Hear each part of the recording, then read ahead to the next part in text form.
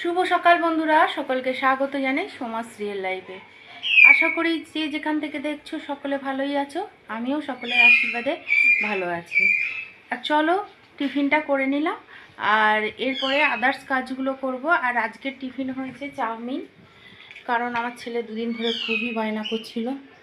ও এইসব ছাড়া খায় না, আর আমাকে একটু খেয়ে নিতে হয়, কারণ আবার আলাদা করে কি করব নিজের জন্য। চলো, রান্নাবান্না আছে, আজকে সানডেতে তো অনেক কাজকর্ম থাকে, আর রান্নাবান্নাটা বেশি থাকে। এই যে চিকেন হবে, অবশ্য শুধুই চিকেন হবে, বেশি কিছু হওয়ার নেই। চলো দেখতে থাকো কী কী রান্নাবান্না করি, কাজকর্ম করি, সব কিছু তোমাদের সামনে তুলে ধরবো। চলো বন্ধুরা, রান্নায় চলে এলাম।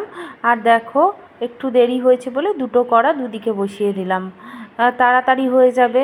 আর বাকি আদার্স কাজ করছিলাম, যেগুলো সব সময় তো আর ভিডিও করা হয় না। আর এইদিকে দেখো দুটো কড়া বসিয়েছি, একদিকে মাংসটা কষাবো আর একদিকে মাংসর আলু ভাজবো। আজকে একটাই তরকারি হবে, ও কালকে চচ্চড়ি রয়েছে জানো তো। একটু বুঝে না চললে একটু সমস্যাও আছে, যার জন্য খুব বেশি কিছু রান্নাবান্না করব না, শুধু চিকেনটা করব। আর কালকে পুঁই শাক ডাঁটার চচ্চড়ি রয়েছে। চলো আর রান্নাটা করে নিই। আর দেখো কিভাবে আমি রান্না করছি। আচ্ছা, পেঁয়াজ ভাজার পর কেন বলো তো নুন হলুদটা দিলাম, এই হলুদ আর লঙ্কা গুঁড়োটা দিলাম, কারণ রঙটা ভালো আসবে বলে। তারপর আদা রসুন বাটাটা দিলাম, এরপরে টমেটো বাটা দেবো, আর ভালো করে মাংসটা কষাবো। মাংসটাকে কিন্তু খুব ভালোভাবে কষাতে হবে। তারপরে জল ঢেলে আলুটা দেবো, যেহেতু আলুটা চন্দ্রমুখী আলু, তাড়াতাড়ি সেদ্ধ হয়ে যাবে। তা জল ঢেলে ফুটে উঠবে, তারপরে আলুটা দেবো। জানো তো, এই কদিন খুব বৃষ্টির ওয়েদার তো, বেশ কাজের খুব একটা এনার্জি নেই। সকাল থেকে মানে ঠিক চট করে কাজে হাত দিতে ইচ্ছা করে না।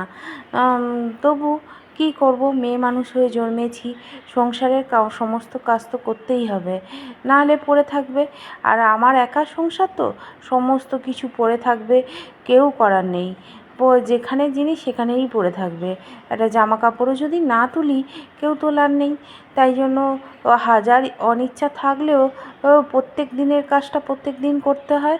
কী করব বলো তো, করতেই হবে। আর এইদিকে দেখো, গরম জল বসিয়েছিলাম, তরকারিটাতে গরম জল দিয়ে দিলাম, তাহলে তাড়াতাড়ি ফুটবে, আর গরম জল দিলে স্বাদও হয় ভালো। চলো, রান্নাটা তো করছি, আর বাকি আদার্স অনেক কাজ এখনও রয়েছে জানো তো। আর একটু দেরি হয়েছে, আর সকাল থেকে না বৃষ্টি বৃষ্টি, শুধু বৃষ্টি। বৃষ্টির ওয়েদারে বলো তো কার না ভালো লাগে। একটু মাঝে মাঝে ইচ্ছা তো করে ফাঁকি মারতে, কিন্তু কি করব বলো তো, ফাঁকি মারার কোনো জায়গা নেই। চলো কাজকর্ম করে নিই। আর এই দেখো, এত বাসন জমেছে। আর জানো তো, বাসন মাজতে মাজতে একটা ফোন বারে বারে আসছিল, খুব বিরক্ত করছিল, খালি বলছিল উল্টোপাল্টা কথা। আর যার জন্য মানে বাসন মাজার পর আর বাসন ধোয়াটা হয়নি। তারপরে আমার ছেলে ফোনটা ধরলো, ধরতে বেশ করে কথা শোনাতে তারপরে আর ফোন করেনি। তো আমি তার মাঝেই বাসনটা ধুয়ে ফেলেছিলাম, কারণ কাজের সময় না একটু যদি দাঁড়িয়ে পড়ি, তাহলে আর মানে সময়ের মধ্যে কাজটা করতে পারবো না, আর সব কিছু সময়ের মধ্যে করতে হবে। সেই জন্য আর আমি তাড়াহুড়ো করে বাসনটা, অনেকগুলো বাসন তো, বেশ ধুতেও টাইম লাগবে, মাজতেও টাইম লাগবে। তাই জন্য মাজা তো হয়ে গেছিলো, তার মাঝেই ফোনটা এসে গেছিলো। তো ফোনটা আসার পরে ফোনটা নিজে থেকেই কেটে গেছে ভিডিওটা। তারপরে আর আমি সময় আমি নষ্ট করিনি, আমি বাসনগুলো ধুয়ে নিয়েছি। আর আমার ছেলে তাদের সঙ্গে কথা বলছিল, আমি দুবার কেটে দিয়েছি, তারপরে আবার ফোন করে বিরক্ত করছে। জানি না কে ফোন করেছিল, চিনি না, হিন্দিতে কথা বলছিল। ওইসবের আমার সময় নেই, তাই জন্য আমি অত মাথা ঘামাইনি। আর সংসারের কাজকর্ম তো অনেক, যার জন্য ওইসবে মাথা ঘামাবার আমার সময় নেই। আর এই দেখো, এতগুলো বাসন, আর বেসিনের নোংরাগুলো আমি একটা প্যাকেটে তুলে নিলাম। আর এই যে বেসিনটা যেহেতু ছোটো না, আমি আগে ওপরে মেজে মেজে রাখি, তারপরে বেসিনে রেখে তারপরে ধুই। এই দেখো, বাসনগুলো সমস্ত কিছু ধোয়া হয়ে গেল, আর আমি সমস্ত কিছু ভালো করে গুছিয়ে নিলাম। জানো সংসারের কাজ কম নয়, একটা করলে একটা থেকে যায়। এই যে ওপর থেকে নিচে চলে এসেছি, আর আমার ছেলে তো ঘুমোচ্ছিল, আর বিছানাটা তোলা হয়নি, গিয়ে দেখি আর সব কিছু তো আর ধরা হয় না, ওপর নিচ কাজটা তো অনেক বেশি বেড়েছে। আগে যেন একটা ঘরে ছিলাম, এত এত পরিশ্রম এত খাটুনি হতো না, কিন্তু এখন ওপর নিচ কাজ। আর তাছাড়া ঘরদোর করেছি যখন নোংরা থাকবে, সমস্ত কিছু প্রায় প্রায় প্রতিদিনই গোছাতে হয়। তবে ভাগ ভাগ করে নিই, আমি একবারে করি না জানো তো, একবারে করলে না আমার অবস্থা খারাপ হয়ে যাবে, সেই ভেবে আমি ভাগ ভাগ করেই কাজগুলো করি। চলো, এই দেখো সমস্ত কিছু পরিষ্কার করে নিলাম। আর এক মনে কাজ করি তো কোনো সমস্যা হয় না। কেউ যদি এই কাজের সময় ডিস্টার্ব করে তখনই সমস্যা হয়। এই দেখো সিঙ্কটাকেও ভালো করে মেজে ঘষে পরিষ্কার করে নিলাম। কলের আশেপাশে আমি রেগুলার এগুলো করি। যেদিন হয়তো একটু দেরি হয়ে গেল সেদিন হয়তো করি না, কিন্তু রেগুলার করি, যাতে আমার চাপটা না বাড়ে। বেশি হয়ে গেলে আমি তখন পেরে উঠবো না। কল থেকে শুরু করে সমস্ত কিছু রেগুলার আমি বন্ধুরা সমস্ত কাজ আমি রান্নার ঘরে গুছিয়ে নিলাম। রান্না হয়ে গেছে, এবার নিচের তলার ঘরটা একটু গুছিয়ে নিই, কারণ একটু ওলট পালট হয়ে আছে। কালকে বাজারে গেছিলাম, নিচের ঘর পরিষ্কার করা হয়নি, উপর ঘরটাই করেছিলাম। আর নিচের ঘরে তো সেরকম কেউ থাকে না, আমি একটু আধটু রান্না করতে করতে বসি। নিচের ঘরটা একটু একটু গুছিয়ে নিই। আর মোছামুছি সব হয়ে গেছে। আর ওই টেবিলটার যা অবস্থা হয়েছিল সমস্ত কিছু গুছিয়ে রান্নাবান্না সেরে গ্যাস ফ্যাস মুছে সমস্ত কিছু হয়ে গেছে। এবার ঘরটা পরিষ্কার করে ওপরে উঠে যাব। চলো দেখাই কি কি কাজ করলাম আর কি রান্না করলাম। চলো, সমস্ত পরিষ্কার পরিচ্ছন্ন করে টেবিলে যত জিনিসপত্র নিয়ে আসে টেবিলের ওপর রেখে দেয়, কিন্তু আমি সমস্ত পরিষ্কার করে গুছিয়ে সমস্ত কিছু রেখে দিয়েছি। আর এই দেখো ভাত, এখানে চচ্চড়িটা রয়েছে, আর এখানে মাংসর লুকটা দেখো শুধু কত সুন্দর হয়েছে না। তো আমি এইভাবেই মাংস করি, আর যে কোনো রান্নাই আমি প্রচণ্ড মন দিয়ে করি। এই দেখো ঘরটা, নিচের ঘরটার অবস্থা দেখো।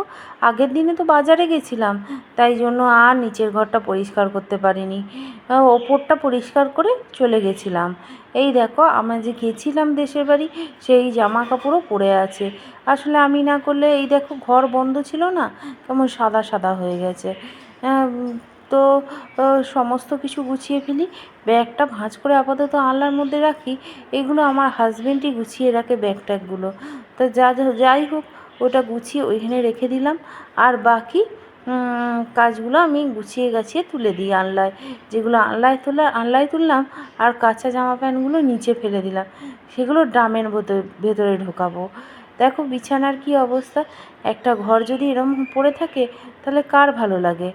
আর তবে কি করব, সংসারে সমস্ত কাজ তো করতেই হবে, যতই ভালো লাগুক আর না লাগুক, সারা দিন সকাল থেকে শুধু কাজই করে যাই, আর কি করব। তারপরে আর সন্ধেবেলা না একদম ইচ্ছা করে না আর কিছু করতে, তবুও রাত্রিরে রান্না থাকে। এই দেখো বিছানাটা গুছিয়ে ফেললাম সমস্ত কিছু। আর ব্যাস, অনেকগুলোই জিনিস কাজ এখনও রয়েছে, শুধু ব্যাস নয়, এই বিছানাটা সবে গোছানো হলো। দেখো তো বিছানা অগোছালো হলে কেমন ভালো লাগে দেখতে, অগোছালো হলে মোটেও ভালো লাগে না। আর যাই হোক গুছিয়ে নিয়েছি।